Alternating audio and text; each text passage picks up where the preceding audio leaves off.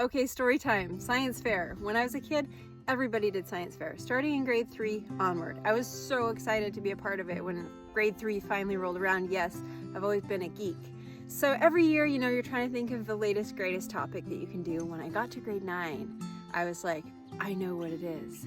Plant propagation. I can research every method I can possibly find out about and try it, and then compare the methods and see how they work. So that was my study design, okay? So I just started propagating plants, sort of like, So the way it worked in British Columbia at the time anyway, is that you had your local science fair at your school, and if you placed there, you could go to regionals, and if you placed there, you could go to nationals. So in grade 9, I made it to regionals. So I'm at regionals, I'm all excited for the judges to come and ask me questions, and I'm nervous, and I've got all my plants, like a table full of all these different plants that I've propagated using different methods.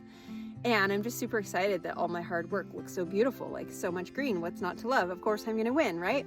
So the panel of judges come by and they're like, so we're very curious, in your experiment, what are the controls and what are the variables?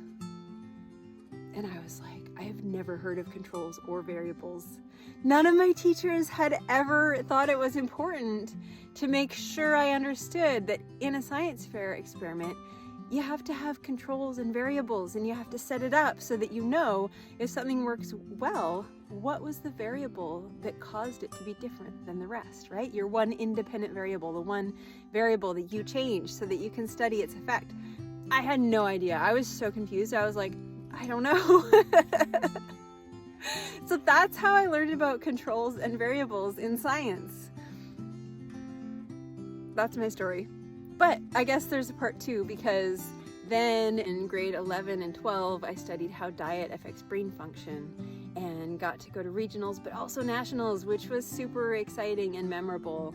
And so, having a science fair system like that where you can actually progress to different levels and meet other people your age who also care about science is amazing. So thank you to the teachers who made that happen. Mr. Barling, I know you're out there. I mean, let's be real. If your high school chemistry teacher is willing to fly all the way across the country and you live in one of the biggest countries in the world just so that you can go to the National Science Fair, that's worth a lot of kudos. So kudos, Mr. Barling. Thank you so much for doing that.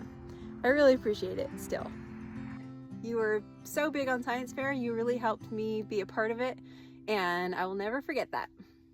Those experiences were the foundation for what I'm doing now. Look at all the plants I'm propagating.